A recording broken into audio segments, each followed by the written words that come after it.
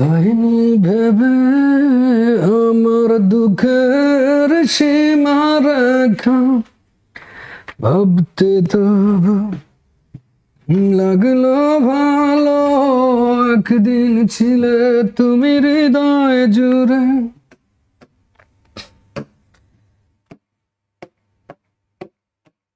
পাথর কালো অন্ধকারে একা একা, পাইনি ভেবে আমার দুঃখের সীমা রেখা, ভাবতে তবু লাগলো ভালো, একদিন ছিলে তুমি হৃদয় জুড়ে।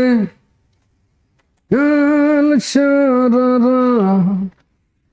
বৃষ্টি ঝরেছিল অঝরে। বন্ধুরা, আমরা আজকে শুরু করছি আমাদের এপিসোড। অবশ্যই পরে আসে সবাই দেখে ফেলবেন। এক সাইডে থাকবে, প্রথমে থাকবে আমাদের প্রিলি কিভাবে আপনি পড়বেন, লিখিত, এই দুটো জিনিস আমরা দেখব। আচ্ছা, আজকের বিষয় বলে রাখা ভালো, সিআরপিসির লিখিত প্রশ্ন দেখব আমরা একটি। কিভাবে লিখবেন সেটা হচ্ছে IP, inherent power of the high court division. High court ডিভিশনের যে ইনহেরেন্ট পাওয়ার আছে 561 এ, যেটাকে কোয়াশমেন্ট প্রসিডিং, এটা শিখাবো। আর প্রিলি প্রশ্ন যে 20টা আসবে, এই 20টা আমরা দেখে দিব। তো একই সাথে প্যারালাল আমরা দেখব। প্রথমে আমরা ক্লিক করব এই জায়গাটাতে লিখিত। তো লিখিত অংশটা আমরা একটু দেখে ফেলি। আমরা দেখতে পাচ্ছি যে লক্ষ্য রাখুন যে আমরা দেখতে পাচ্ছি আদালতের অন্তর্নিহিত, হাইকোর্ট বিভাগের অন্তর্নিহিত ক্ষমতা। একটা কোর্ট আমরা দেখতে পাচ্ছি যে এইটা একটা কোর্ট, এই একটা কোর্ট। তো এটার নাম আমরা দিচ্ছি যে হাইকোর্ট ডিভিশন। তো এই হাইকোর্ট ডিভিশনের আইপি আছে। আইপি মানে হচ্ছে inherent power, saving of inherent পাওয়ার।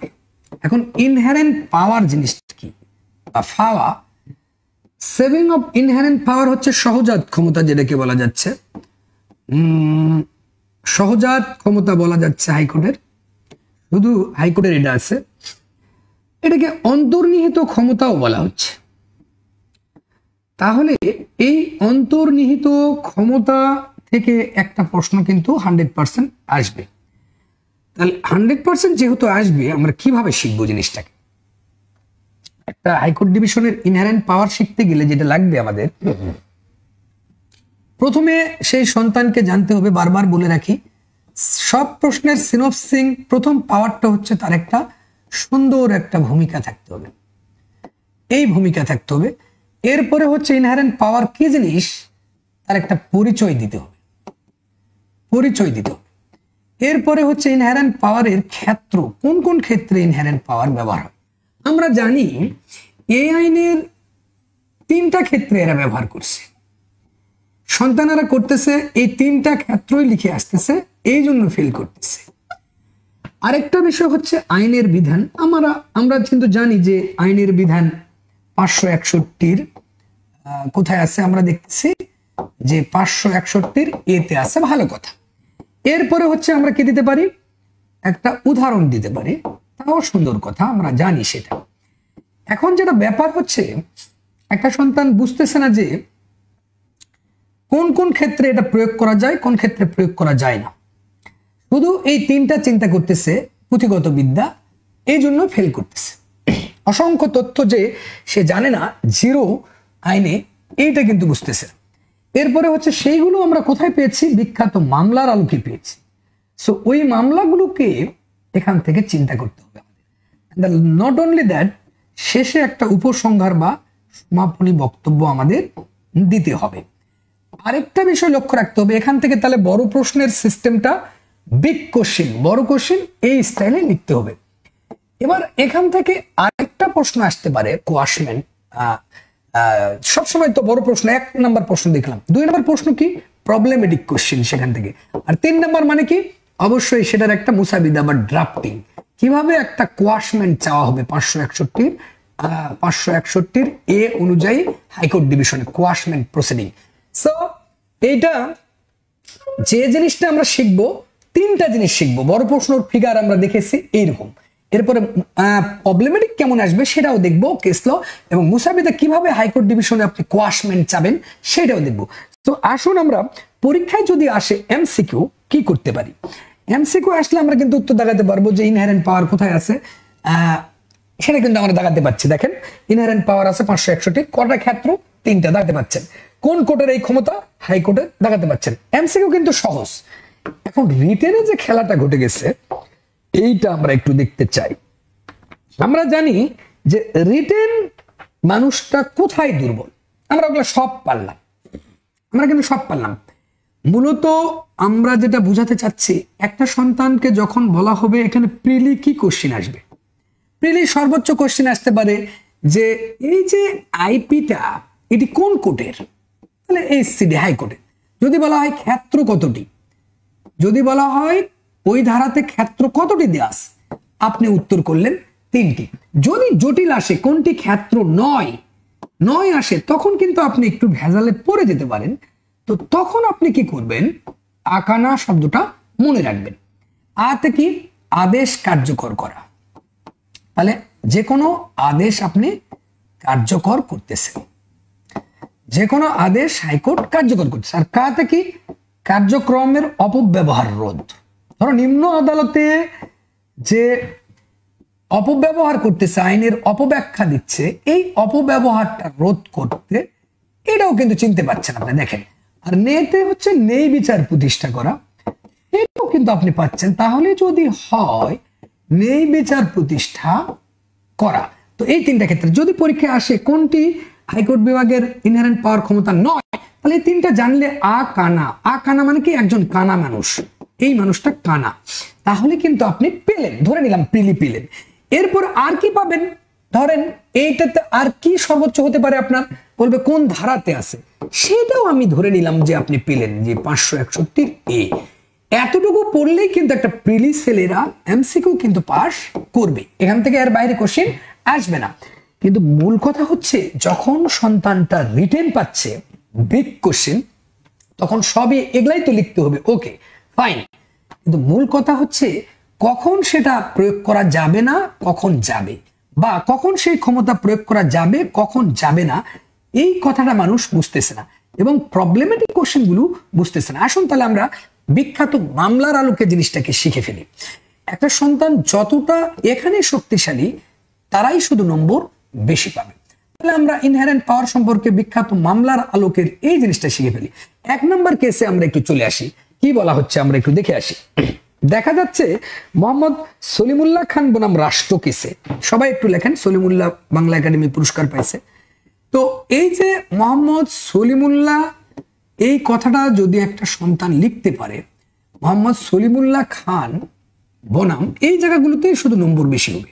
সলিমুল্লাহ খান বনাম রাষ্ট্র একটা কেস, এই ডিএলআরটা যদি আমরা একটু দিয়ে দিই, সে ডিএলআরটা ঠিক মাঝখানে এসেও দিতে পারেন।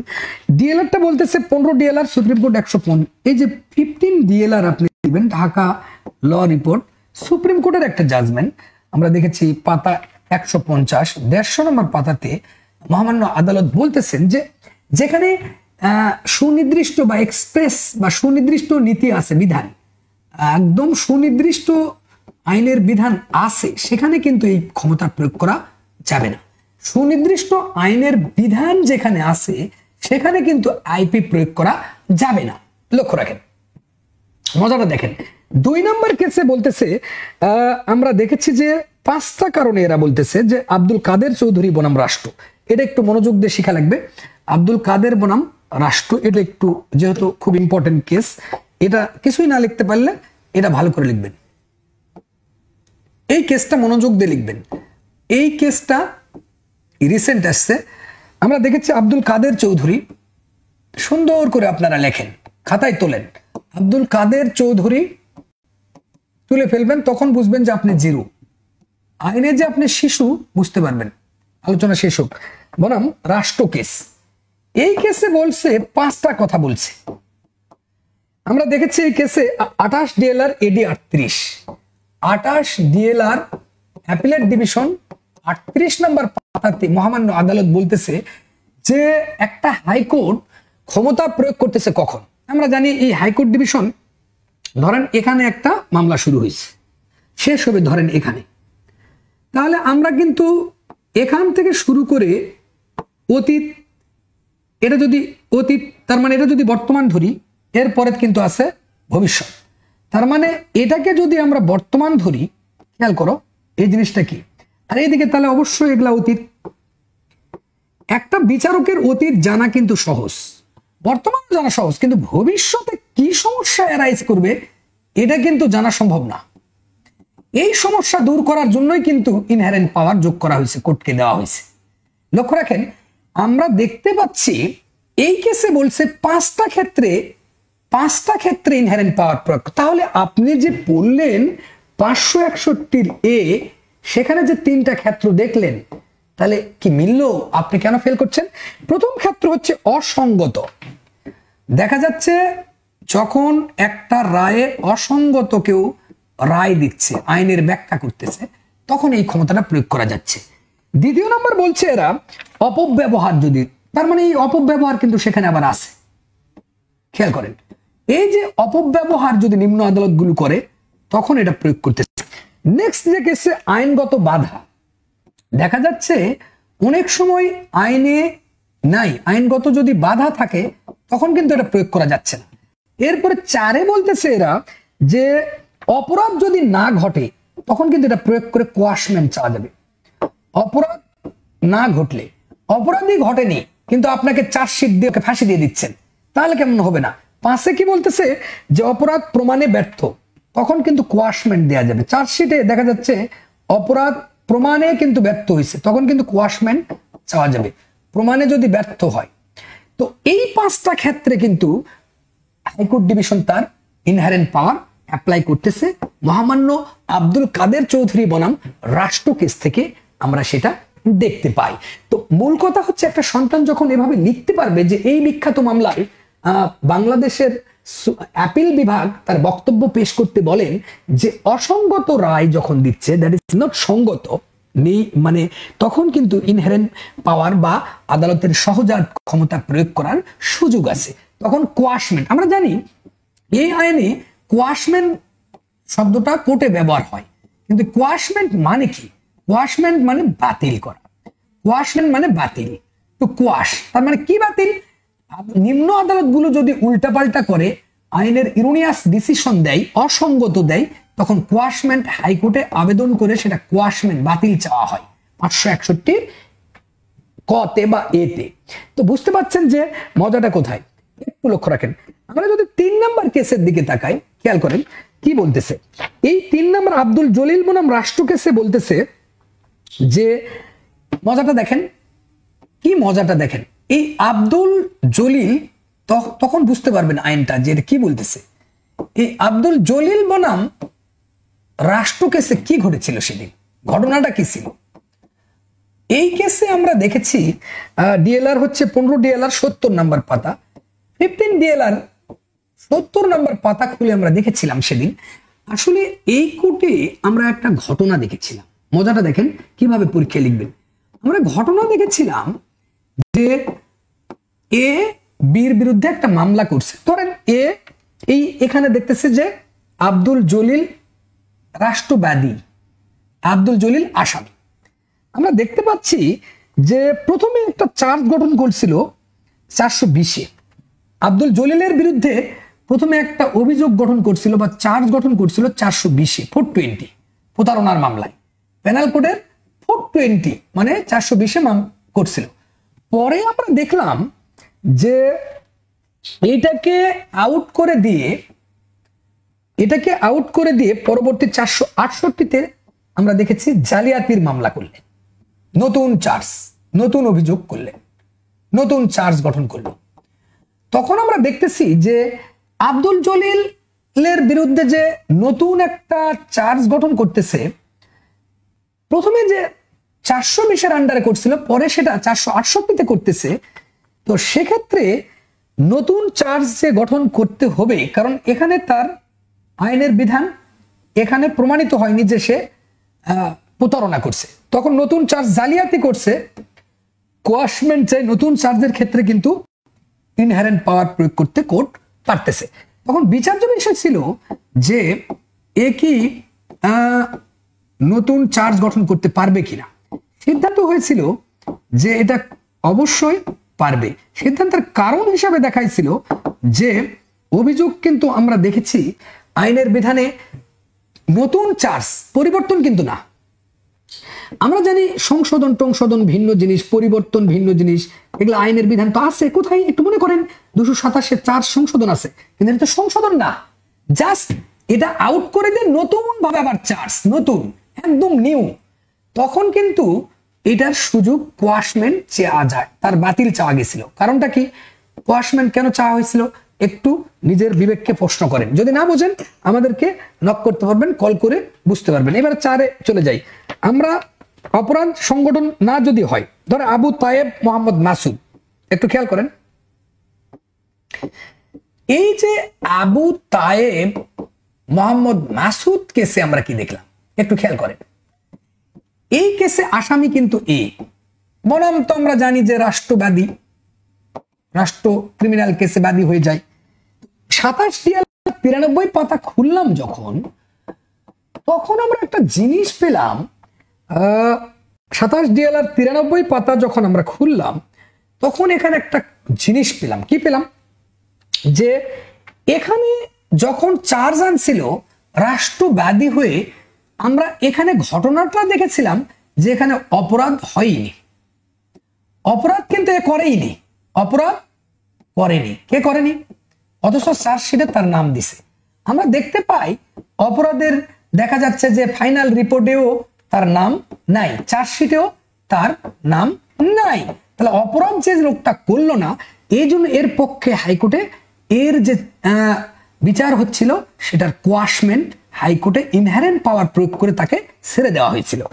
খুবই সুন্দর কোয়াশমেন্ট চাওয়া হয়েছিল। দেখেন এরপরে মজাটা দেখেন, 5-এ যখন আমরা চলে আসতেছি, আমরা দেখতেছি যে আব্দুল আলী, লক্ষ্য রাখেন আব্দুল আলী, মাঝে মাঝে ইংলিশে লিখবেন case, Abdul Ali versus state.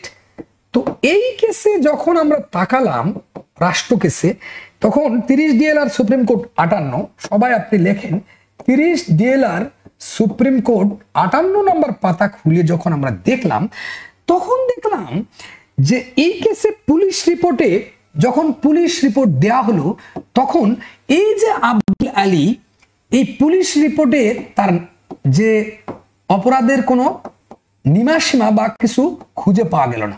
Police রিপোর্টে কিন্তু অপরাধ তার পাওয়া গেল না। কার পাওয়া গেল না? আব্দুল আলীর। এই জন্য হাইকোর্ট ডিভিশনে গিয়ে আবেদন করা হলো 561 এতে, এটা বাতিল চাওয়া হলো বা কোয়াশ করা হলো, যে বাতিল করা হলো যে একে ছেড়ে দেওয়া হোক, এ আলো বাতাসে ঘুরে বেড়াক, কারণ পুলিশ রিপোর্টে তার নাম নেই। কি যে মজা আইনটা, একবার ফিল করো। এভাবে কিন্তু সন্তানেরা বোঝে না। 6-এ যদি দেখায় বাংলাদেশ ভার্সেস তানখেং, আমরা দেখেছি যে বাংলাদেশ ভার্সেস তানখেং কেসে আমরা কি দেখলাম, এই যে বিডি ভার্সাস তানখেং কেসে আমরা যেটা দেখলাম, একটু লক্ষ্য রাখো, টান KHENG, এই তানখেং হক, এই কেসে আমরা দেখলাম DLR 31 DLR AD 59, 31 DLR AD appellate ডিভিশনের কিন্তু 59 নম্বর পাতাতে আমরা যখন মুখ ফিরে নিলাম, তখন আমরা দেখতে পাই যে আইনে যেখানে বাধা আছে, যে আইনে যেখানে বাধা আছে যে ভাই এটা স্পেশাল লয়ে বিচার হবে, বা স্পেশাল লয়ে বিচার হতে পারে, বা এটা CRPC অনুযায়ী বিচার হবে, আপিল করা যাবে বা রিভিশন করা যাবে, আইনে বাধা আছে, তখন কিন্তু 561 এ প্রয়োগ করে কোয়াশ করা যাবে না, মামলা কোয়াশ বা বাতিল করা যাবে না। কি যে মজা, যে আইনে যেটা নির্দিষ্ট বিধান আছেই, তখন 561 কতে যাওয়ার সুযোগ নাই। এরপরে আমরা যখন দেখলাম শের আলী বনাম রাষ্ট্র, আমরা এই কেসে যদি তাকাই, অনেক সময় কিন্তু প্রশ্ন আসে যে এই ইনহেরেন্ট পাওয়ার কখন প্রয়োগ করতে পারবে, এমনও হতে পারে কিন্তু শের আলী বনাম রাষ্ট্র কেসে শের আলী ছিল অপরাধী আসামি। তো এই কেসে আমরা দেখেছি 46 ডিএলআর এডি 67। আমরা এডি অ্যাপিলেট ডিভিশনে দেখেছি যে মহামান্য আদালত বলতেছে যে এই কেসে কিন্তু ঘটনা আসছিল এরকম যে কখন এই ক্ষমতাটা প্রয়োগ করা যাবে। এই ক্ষেত্রে আমরা দেখেছি যে এ ছিল আসামি, আর রাষ্ট্রবাদী মামলা ক্রিমিনাল কেস। ঘটনা ছিল যে এই কেসে প্রশ্ন উত্থাপন হয়েছিল যে কখন আসলে আদালতের সহজাত ক্ষমতা প্রয়োগ করা যাবে। তখন বিচার্য বিষয় হচ্ছে যে কখন এটা যাবে। তখন বলল, আদালত সিদ্ধান্ত দিল এটা অবশ্যই বিচার শেষেও করা যাবে। বিচার শেষ হয়ে গেছে তখনও এটা প্রয়োগ করা যাবে। একদম মনে করো যে বিচার শেষ তখন, যে যখন এর কারণটা কি, কারণ হিসেবে দেখালো যে এটা একটা এক্সট্রা অর্ডিনারি পাওয়ার, অসাধারণ ক্ষমতা আদালতের। হাইকোর্টের এটা বলা হচ্ছে অসাধারণ ক্ষমতা, সেই জন্য অসাধারণ ক্ষমতা এক্সট্রা অর্ডিনারি, ইংলিশে লিখছে এক্সট্রা অর্ডিনারি পাওয়ার। তো এই এক্সট্রা অর্ডিনারি পাওয়ারটা অবশ্যই বিচার শেষেও প্রয়োগ করতে পারবে হাইকোর্ট। এখানে আমরা দেখেছিলাম যে এই কেসে দেখেছিলাম কোন সাক্ষ্য প্রমাণিত হয়নি এই যে সাক্ষ্যতে যে এখানে শের আলী অপরাধী ছিল। শের আলী এই জন্য হাইকোর্টে এটা মামলাটা বাতিল কোয়াশ করা হয়েছিল, হাইকোর্টে আবেদন করা হয়েছিল। এবারে দেখো 8 নম্বর কেসে কিন্তু আমরা ঢুকেছি। বাংলাদেশে কিন্তু এভাবে আপনি কখনোই পড়তে পারবেন না। আমরা এরপরে দেখছি যে দেওয়ান ওবায়দুর রহমান, খেয়াল করেন মজাটা দেখেন কি যে মজা। এরপর প্রবলেমেটিক কোশ্চেনে চলে যাচ্ছি, এবং আপনি যদি এগুলা লিখতে পারেন তার মানে বস আপনি। দেওয়ান ওবায়দুর রহমান, এটা বাংলাদেশের কেউ জানে না, অবাক করা কথা। দেওয়ান ওবায়দুর রহমান বনাম রাষ্ট্রবাদী মামলা। তো এই কেসে আমরা যখন দেখলাম, থার্ড ব্র্যাকেটে এরকম ক্লোজ করে লিখবেন 7 বিএলটি এডি 1999, 7 BLT appellate division 1999, page number 229। তো এই পাতাতে যখন আমরা তাকালাম সেখানে আমরা দেখতে পাই যে ঘটনাটা এমন যে এই মামলার ঘটনাটা একটু খেয়াল করো, মজা লাগবে। এই ঘটনাটা ফ্যাক্টটা ছিল এরকম, যে এ আর বির মধ্যে বিজনেস হয়েছে। একে টাকা ধার দিছে, মনে করেন ধরো 40 কোটি টাকা বা 40 লাখ টাকা। বি আর দেয় না, কারণ এখানে খরচ হয়ে গেছে, তার স্ত্রী অসুস্থ হয়ে গেছে টেনশনে। বিচার্য বিষয় কি, যে এটা মামলা চলতেছিল, এবার সিদ্ধান্ত যে বলছে যে এটা কোয়াশমেন্ট করা যাবে কিনা, সিদ্ধান্ত বলছে যে হ্যাঁ কোয়াশ করা যাবে। কারণ হিসেবে দেখাইছিল কি, যে বিজনেস ম্যাটার গুলো সিভিল ম্যাটার, তো সিভিল ম্যাটার কখনো ক্রিমিনাল কেস নয়। এই জন্য হাইকোর্টে আমরা দেখেছিলাম 561 এ প্রয়োগ করে এটাকে বাতিল করা হয়েছিল। কেন, যে আমরা দেখতে পাই এগুলো বিজনেস ট্রানজাকশন ছিল, এখানে ছিল যেগুলো ব্যবসা সংক্রান্ত জিনিস, এগুলো সিভিল ম্যাটার। ব্যবসা সংক্রান্ত জিনিস কখনো ক্রিমিনাল কোর্টে মামলা চলতে পারে না। নিম্ন আদালতে মামলা চলতেছিল, তখন উচ্চ আদালত হাইকোর্টে গিয়ে এটার কোয়াশমেন্ট চাইছিল। ক্লিয়ার? লক্ষ্য রাখেন, তার মানে এই দেওয়ান আব্দুর রহমান চালাক ছিল, এ যায় কোয়াশমেন্ট চেয়েছিল, যে না এটা তো এর আইনজীবী আবার দুর্দান্ত, 561 কোয়াশমেন্ট চেয়ে সফল হয়েছিল। এরপরে হচ্ছে কি, আমরা যদি এখানে তাকাই, লক্ষ্য রাখেন 9 নম্বর প্রশ্নে যদি কেস লতে তাকাই, আমরা দেখতে পাই যে চার্জশিট দেওয়ার পরও কিন্তু কোয়াশমেন্ট করা যাচ্ছে।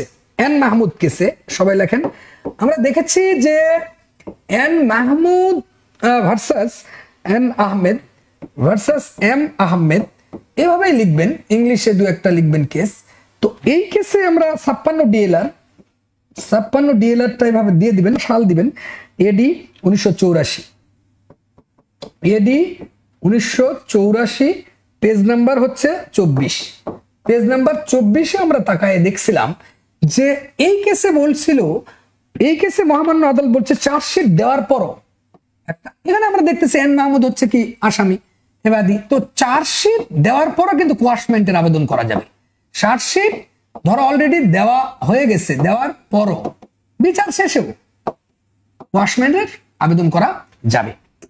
10 নাম্বার একটু লক্ষ্য রাখবেন, 10 নম্বর কেস লতে আমরা যদি দেখি যে সাইদুল আলম বনাম রাষ্ট্র কেস, এই কেসে বলছে অ্যানি স্টেজে সাইদুল আলম বনাম, এভাবে কেস ল খালি বেশি ব্যবহার করে লিখতে হবে, তখন আপনারা নম্বর হাতানি পাবেন।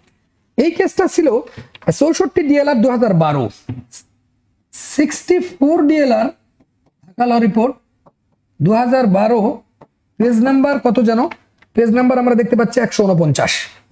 তো এই পাতাতে আমরা যখন তাকালাম সেখানে বলল যে এই কোয়াশমেন্টের 561 সহজাত ক্ষমতা কখন প্রয়োগ করা যাবে, বলছে at any stage of the proceeding and even after conclusion of the trial। তার মানে যে কোনো পর্যায়ে, প্রথম বলল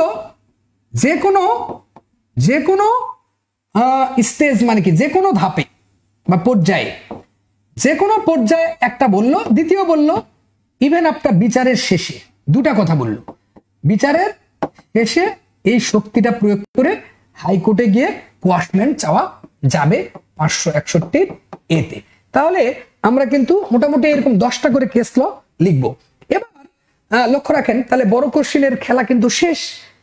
আদালতের হাতকে শক্তিশালী করার জন্য এটা প্রয়োগ করা হয়েছে আবু সামা বনাম আবু সাইদ। এই যে বইটা এইভাবেই কিন্তু রিটেনে দেওয়া আছে, যারা এখনো বই কিনেননি ঠিক ওইভাবেই কিন্তু এখানে লেখা আছে, প্রত্যেকটা জিনিস সুন্দর করে, যারা এটা পড়বে নম্বর পাবে বেশি। আর প্রিলি যারা, তাও বুঝতেই পারছেন বইগুলো ছোট্ট ছোট্ট। আচ্ছা, এরপরে যদি প্রশ্ন একটু উদাহরণ আমরা যদি দিতে চাই তাহলে আমরা বুঝতে পারবো যে এটা কি হবে। আমরা যদি দেখতে চাই যে একটা উদাহরণ যদি টানি তাহলে একটা সন্তান কোয়াশমেন্টটা সরাসরি বুঝতে পারবে। যে চার্জশিটে যে নাম আমরা একটু যদি দেখি, একটু বলে দিই আপনাদের যদি বুঝাতে চাই তখন আপনি কিভাবে বুঝবেন দেখি একটু। এই যে দেখেন, ধরেন এখানে accused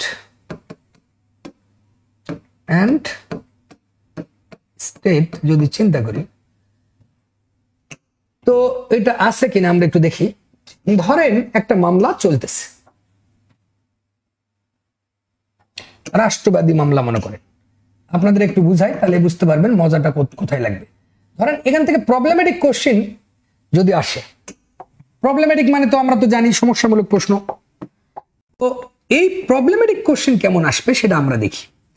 এখানে কিন্তু আপনাকে বলবে এক্স ওয়াই, সবচেয়ে এক্স ওয়াই দিবে, এক্স এভাবে ব্যবহার করবে বা এ বি। ধরো মনে করেন যে আমরা যদি চিন্তা করি এক্স, ধরো মনে করো এক্স এ হত্যা মামলায় মনে করেন যে চার্জশিটে নাম পাচ্ছে না, ধরো এক্স এর বিচার হচ্ছে ওয়াই কে হত্যা করার জন্য। তাহলে আসামি যদি আমরা এখানে এক্স ধরি, ওয়াই কে হত্যা করছে, এর জন্য তো রাষ্ট্র স্টেট বাদী হয়েছে, ভালো কথা। কিন্তু দেখা গেল চার্জশিটে, এই যে চার্জশিটে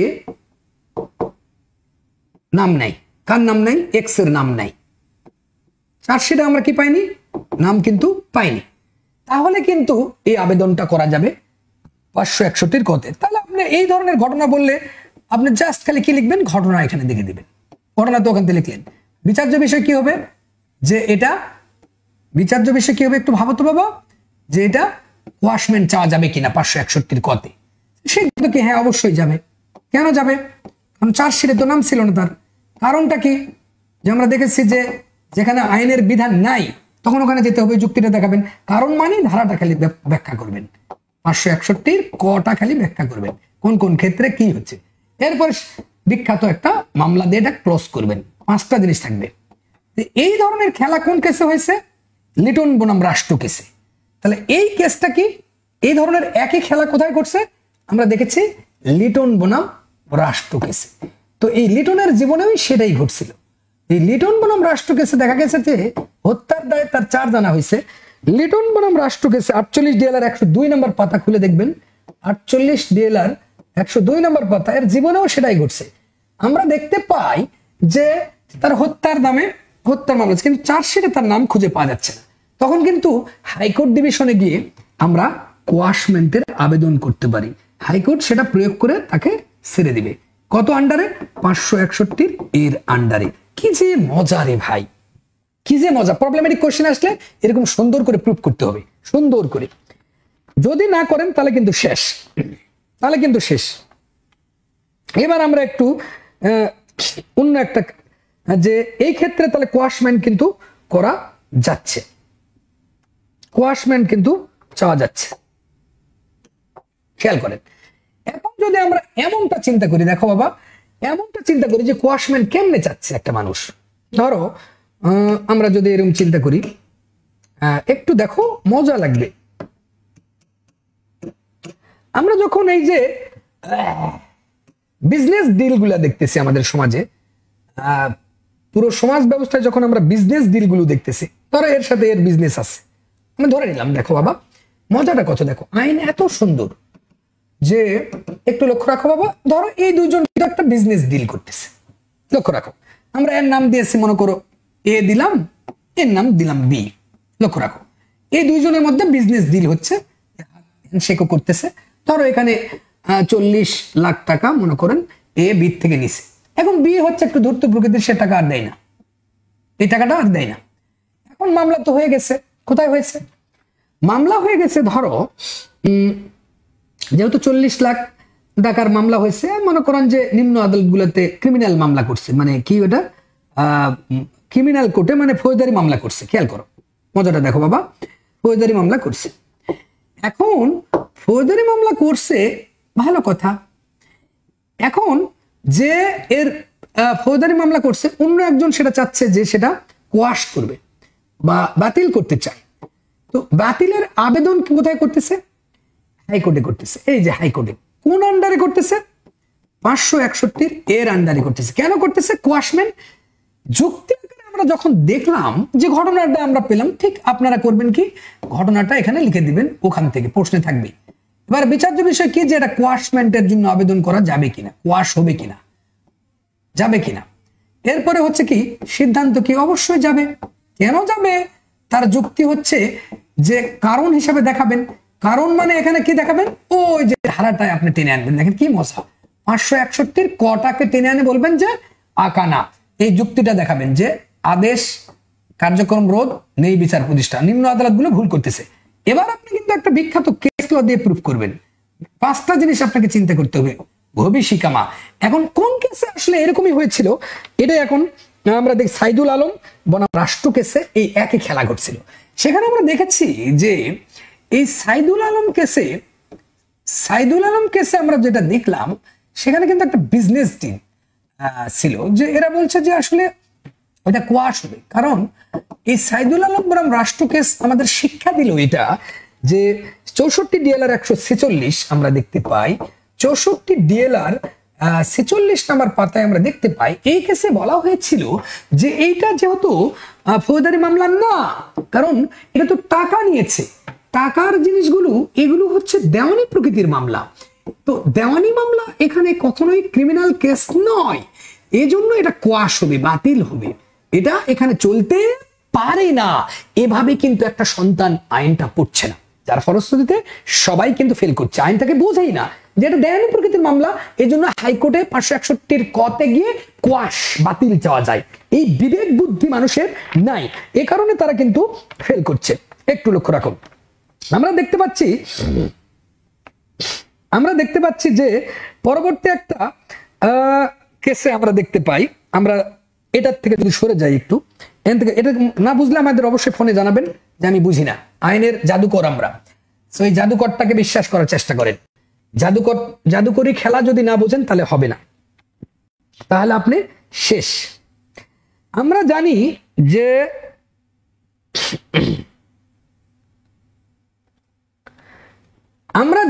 যে একটু লক্ষ্য রাখেন, আমরা যদি বেইল দেখি, অনেক সময় আমরা কিন্তু বেইল দেখি, তাই না বাবা? হাইকোর্টে যখন বেইল দেয়, সবাই জানি কোর্টে বেইল দেয়, তো বেইল জিনিসটা কিন্তু আমরা বুঝি। ধরো বেইল দেয় হাইকোর্ট ডিভিশন, যে বেইল ফ্রম জি খেয়াল করো, জিনিসটা লক্ষ্য রাখো। তো ধরো এই ছবিটাতে আমরা যদি একটু তাকাই, দেখো মজাটা দেখো যে একটা সন্তান কিন্তু আইন বোঝে না। ধরো এ আগাম জামিন চাচ্ছে, সে আমরা দেখেছি একটা কেসে কিন্তু আনভির কিন্তু আগাম জামিন চেয়েছিল। তো এই কেসে আমরা দেখতে পাচ্ছি এ নামের এক বালক ধরো বীরকে হত্যা করছিল, তো মুনিয়া যেটাই হত্যা করুক, তো এ তো এখন আগাম জামিন চাই। খেয়াল করেন, এই যে আগাম জামিন চাচ্ছে কিন্তু সে পালিয়ে আছে। সে কোথায় আছে? এ পালিয়ে আছে। ব্যাপারটা দেখো, এ পালিয়ে আছে, তার মানে বলতেছে যে এটা কোয়াশ করা যাবে কিনা। তাহলে আপনার কাজ কি, ঘটনাটা আপনি লিখে দিবেন এভাবে। এবার এখানে লিখবেন কি বিচার্য বিষয়। দেখেন মজাটা, দেখেন আইনটা, বিচার্য বিষয়টা আপনি এখানে তুলে দিলেন। এবারে কি দিলেন? সিদ্ধান্ত দিলেন। বিচার্য বিষয় সে আগাম জামিন পাবে কিনা। এবার সিদ্ধান্তের কারণ দিলেন, পাবে কিনা। কারণ মানে ধারা, আগাম জামিনের ধারা কত? 498 ধারায় আহ্বান করা হয়, সেশন জাজ আর হাইকোর্ট দেয়। লাস্টে একটা কি দিবেন? বিখ্যাত একটা মামলা দিয়ে প্রুফ করবেন যে ভাই এই মামলায় সেই একই খেলাটা আমরা দেখতে পাই। আমরা দেখেছিলাম আগাম জামিন পাওয়ার পূর্ব শর্ত হচ্ছে আসামিকে সেখানে হাজিরা থাকতে হবে, কিন্তু এই ফ্যাক্টে দেখতেছি সে পালিয়ে আছে। আগাম জামিন হাইকোর্টে নিতে গেলে যে শর্ত পূরণ করতে হয় তার মধ্যে ওয়ান অফ দ্যাম শর্ত হচ্ছে আসামিকে হাজির থাকতে হবে। সে কিন্তু হাজির ছিল না, এই জন্য এখানে কোয়াশমেন্ট করা যাবে না। মানে এখানে 561 কতে গিয়ে কোয়াশমেন্ট বাতিল চাওয়া যাবে না। তার মানে বুঝতেই পারছি আগাম জামিনের ক্ষেত্রে যদি আসামি হাজির না থাকে তাহলে কিন্তু কোয়াশমেন্ট এর সুযোগ নাই বন্ধুরা। এই কেসটা কোথায় বলেছিল? এই কেসটা আমাদের সম্ভবত বলেছিল রাষ্ট্র বনাম ওয়াহাব মিয়া কেসে। রাষ্ট্র বনাম ওয়াহাব মিয়া কেস লিখে রাখো ওখানে, রাষ্ট্র বনাম ওয়াহাব মিয়া কেস। এই কেসে আমাদের বলেছিল, তোমরা একটু লিখে রাখো ওখানে যে রাষ্ট্র বনাম ওয়াহাব মিয়া কেসে কি বলেছিল। আসলে রাষ্ট্র বনাম ওয়াহাব মিয়া কেসে এই খেলা ঘটছিল যে সেখানে আমরা দেখতে পাই আগাম জামিন আবেদন করছে কিন্তু সে পালিয়ে আছে, তাহলে কিন্তু আগাম জামিন দেওয়ার সুযোগ নাই। 51 ডিএলআর এডি 242 আমরা দেখেছি 51 ডিএলআর অ্যাপিলেট ডিভিশন 242 নাম্বার পাতা খুলে আপনারা মিলান, তো সেখানে আসামি পালিয়েছিল, তখন কিন্তু আগাম জামিন দেওয়ার সুযোগ নাই। বন্ধুরা লক্ষ্য রাখুন যে কোয়াশমেন্ট কখন হচ্ছে কখন হবে না, এটা কিন্তু আপনাদের বুঝতে হবে যে কখন 561 ক প্রয়োগ করতে পারবে, কখন প্রয়োগ করতে পারবে না।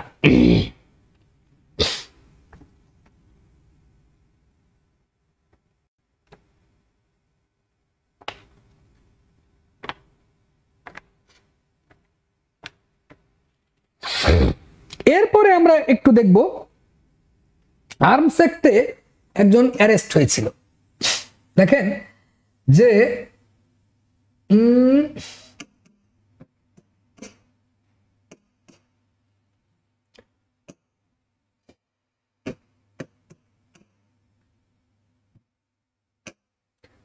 একজন আসামি আমরা দেখতে পেয়েছিলাম যে আর্মস অ্যাক্টে একটু লক্ষ্য রাখেন কোয়াশ হবে কিনা, কোয়াশ করা যাবে কিনা।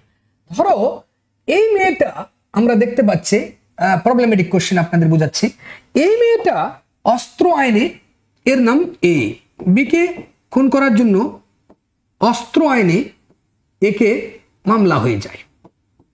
তো আমরা জানি অস্ত্র আইন 1878 সালে, তো সেখানে তাকে আর্মস অ্যাক্টের আওতায় একজনকে খুনের দায়ী হয়। এখন ব্যাপার হচ্ছে সেখানে আমরা দেখতে পেয়েছিলাম যে সেখানে জব্দ তালিকায় সেটা পাওয়া যায়নি। এই অস্ত্রটা, এই AK-47টা কিন্তু AK-47টা পাওয়া যায়নি। তার মানে জব্দ তালিকায় আমরা দেখতে পাই সেটা পাওয়া যায়নি। এরপরে হলো কি যে সেখানে যে কি বলে যে তল্লাশি বা জব্দতে বা এমনও হতে পারে যে সাক্ষ্যও নাই, এভিডেন্সও তার জোরালো ছিল না যে এই মারছে, সাক্ষ্য ছিল না। এক্ষেত্রে কোয়াশমেন্ট চাওয়া যাবে কিনা, তাহলে আপনি কি করবেন? জাস্ট খালি আপনি এখানে লিখবেন ঘটনা লিখবেন, এটা দেওয়াই আছে বিচার্য বিষয় যে কোয়াশমেন্ট চাওয়া যাবে কিনা। যে এর মামলা চলবে অন্যদের সাথে, কোয়াশমেন্ট থাকবে কিনা। তারপর হচ্ছে সিদ্ধান্ত কি, সিদ্ধান্ত অবশ্যই কোয়াশমেন্ট চাওয়া যাবে। কারণ কি, কারণ তার জব্দ তালিকায় কোনোটাই নাম নেই। এই কারণের এখানেই শুধু আপনি ধারা ব্যবহার করবেন 561 ক দিয়ে এটা ব্যাখ্যা করবেন যে কি কি কারণে এটা হয়, এবং বিখ্যাত মামলা একটা দিয়ে কোন কেসে এরকম হয়েছিল, সত্যি কি আমাদের দেশে এরকম হয়েছে না মিথ্যা বানাচ্ছে। তো আমরা দেখতে পাই এই কেসগুলোতে হয়েছে।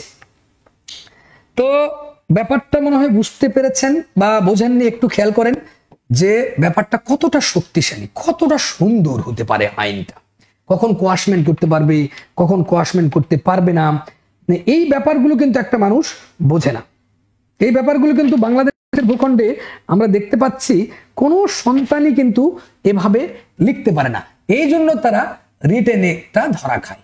রিটেনে এই জন্য 10% স্টুডেন্ট পাস করে, 90% স্টুডেন্ট ফেল করে। কেন? কারণ আপনি পড়লেন কি, একবার বিবেককে প্রশ্ন করেন। আপনি যখন 561 পড়তে যাচ্ছেন বেকুবের মতো পড়তেছেন। 561তে আপনি কি পড়ছেন বলেন তো? সর্বোচ্চ পড়তে পারেন আপনি কি, যেটা কার ক্ষমতা, হাইকোর্টের। আবার কি বলতো, ক্ষেত্র কটা 3টা, এই হচ্ছে তোর পুঁথিগত বিদ্যা। আবার সর্বোচ্চ কি পড়তে পারেন সেখানে, এ আর তো নাই যে 3টা ক্ষেত্র কি আর এটা কার ক্ষমতা, এই। আর সিপিসির 151তে কার ক্ষমতা, যে এটা সকল কোর্টের এই ক্ষমতা। এই জ্ঞান ছাড়া তোর তো নাই রে ভাই, ভিতরে তো বিগ জিরো ছেলে যদি অ্যাডভোকেট হয় তাহলে সমাজের তো ধ্বংস করবে, সমাজটাকে রসাতলে নিয়ে চলে যাবে। সো আমি বুঝাতে সক্ষম হয়েছি রিটেনটা এই স্টাইল, প্রিলিগুলাতেও নিয়ে আসবো, এইটুকু আপনারা আপাতত বুঝার চেষ্টা করেন। এখন যে বিষয়টা হচ্ছে রিটেনে কি আসবে, প্রিলিতে কি আসবে, এখন এটাই দেখার বিষয় যে একটা সন্তান যখন প্রিলিতে কোশ্চেন হবে তখন কি, একটু খেয়াল করেন। তার মানে রিটেন স্টাইলটা কিন্তু আপনি দেখে ফেললেন, কিন্তু যখন একটা সন্তানকে বলা হচ্ছে প্রিলি, তাহলে কেমন হতে পারে, এমসিকিউ কোশ্চেন কেমন হতে পারে। এমসিকিউ কোশ্চেনের ফাঁদ জানতে হবে। এই ফাঁদ কেমন, তার মানে আপনি ফাঁদে যতটা শক্তিশালী তত আপনি হিট। কেমন শক্তিশালী আমরা একটু দেখি। এমসিকিউ কোশ্চেনে যখন হবে তখন আপনার মাথায় রাখতে হবে যেখান থেকে আসবেটা কি। আমরা কিন্তু জানি যে সেখান থেকে একটা আইনের ইতিহাস থেকে একটা আসবে, তাহলে ইতিহাস একটা ছেলে পড়লে শেষ। কি ইতিহাস আসবে আমরা কিন্তু জানি যে এই আইনটা প্রথম প্রণীত হয় 1861, শেষ। এরপরে কি আসতে পারে, সেখান থেকে তফসিল থেকে একটা কোশ্চেন হতে পারে। তাহলে তফসিল থেকে কি আসতে পারে, একটা মানুষ কি জানে না যেটা 5টা তফসিল আছে। এরপরে হচ্ছে কি দ্বিতীয় তফসিলে কি আছে, দ্বিতীয় তফসিলে আছে সব বিসিপিসি, সে কি জানে না এখান থেকে একটা কোশ্চেন কোন কলামে কি আছে। এরপরে কি কোশ্চেন আসবে, ধারার থেকে একটা কোশ্চেন আসবে, সে কি জানে না। এরপরে কি আসতে পারে, দিন থেকে একটা কোশ্চেন আসবে। এরপরে কি আসবে, মাস থেকে একটা কোশ্চেন আসবে। এরপরে কি কোশ্চেন আসবে, বছর থেকে একটা কোশ্চেন আসবে। এরপরে কি আসবে, আপিল থেকে একটা কোশ্চেন আসবে। এই ছেলে কি জানবে না, আপিল থেকে। এরপরে কি কোশ্চেন আসবে, টাকার থেকে, টাকার পরিমাণ থেকে একটা কোশ্চেন আসবে। এরপরে কি কোশ্চেন আসবে, রিভিশন থেকে একটা কোশ্চেন হবে। 20টা কোশ্চেন 20টাই আসবে। এগুলো তো সহজ একটা বিষয়, সেগুলো কিন্তু আমরা এখন প্রিলি সেশনে দেখব। প্রিলি সেশনে এখন যেহেতু রিটেন দেখলাম, এরপরে আমরা যখন প্রিলি সেশনে ক্লাস নেব তখন এটা আবার হুবহু আমরা দেখে দিব যে প্রিলি সেশনে আপনার 20টা কোশ্চেন 20টা পড়লেই হবে, বেশি তো পড়ার দরকার নেই। আপনি যখন ইতিহাস পড়তেছেন 1861 সাল, কে পারবে না? তফসিল 5টা কে পারে না? এবং দ্বিতীয় তফসিলের সব বিসিবিসি ধারা কোন ধারাটা লাগবে। এখন যদি বলা হয় লোকাল ইন্সপেকশন কোথায় আছে, ছেলেরা কিন্তু আর পাচ্ছে না যে লোকাল ইন্সপেকশন কততে আছে। এরপর টাকার পরিমাণ যখন বলতেছে, বলতো বাবা যে টাকা এখানে 50 টাকা কোথায় আছে, 100 টাকা কোথায় আছে, 200 টাকা কোথায় আছে, 250 টাকা কোথায় আছে, তারপরে 2000 টাকা, 1000 টাকা, 500 টাকা কোথায় আছে, 1000 টাকা কোথায় আছে, 2000 টাকা কোথায় আছে, 3000 টাকা কোথায় আছে, 5000 টাকা কোথায় আছে, আর 10,000 টাকা কোথায় আছে, শেষ। এরপর আপিল থেকে হচ্ছে এই সন্তানে, এগুলা আমরা আলোচনা করব, সমস্যা নেই, এগুলা আজকে না। মূলত রিটেনটা আমরা যেটা বুঝাতে চাইলাম, আপনারা মনোযোগ দিয়ে একটু খাতায় তুলে ফেলেন। কোয়াশমেন্ট প্রসিডিং পরীক্ষায় কিন্তু আসবে, হাইকোর্ট ডিভিশনের কোয়াশমেন্ট প্রসিডিং সম্পর্কে আপনি কি জানেন, এভাবে আসবে। কোয়াশমেন্ট বলতে আপনি কি বোঝেন, তো কোয়াশমেন্ট কি, বিখ্যাত মামলার আলোকে লিখুন, বা কোয়াশমেন্ট কখন করা যায় যায় না, এইটার থেকে আপনার ফিগার 3টা আপনাকে শিখতে হবে। 3টা ফিগার কি, প্রথম বড় কোশ্চেনের ফিগার আমরা দেখিয়ে দিয়েছি, সন্তানেরা বুঝছে। এরপর হচ্ছে কি পিকিউ মানে কি problematic question, X Y Z দিয়ে আসবে, এক্স ওয়াই জেড বা এবি দিয়ে, সেটাও পারবে। এরপর হচ্ছে কি ড্রাফটিং মানে হচ্ছে আবেদন করবেন কোথায়, অবশ্যই আবেদন করবেন হাইকোর্ট ডিভিশনে। তো হাইকোর্ট ডিভিশনে যে আবেদন করতে হবে, কেমন করে কোয়াশ চাওয়া হবে, বাস্তব জীবনের জ্ঞান না থাকলে আপনি কিন্তু এখানে বিগ জিরো। এই বিগ জিরো হয়ে লাভ নাই, মনোযোগ দিয়ে এটা খাতায় তুলে ফেলেন। আর আমি কিন্তু প্রশ্ন ধরতে থাকবো। আজ এই পর্যন্ত এখানেই থাক, আল্লাহ হাফেজ। মানে যেখানে যেখানে থাকবো একটু একটু করে আপনার জ্ঞানের পরিধিটা বাড়িয়ে ফেলেন, তখনই আপনি সবচেয়ে ভালো করবেন বন্ধুরা।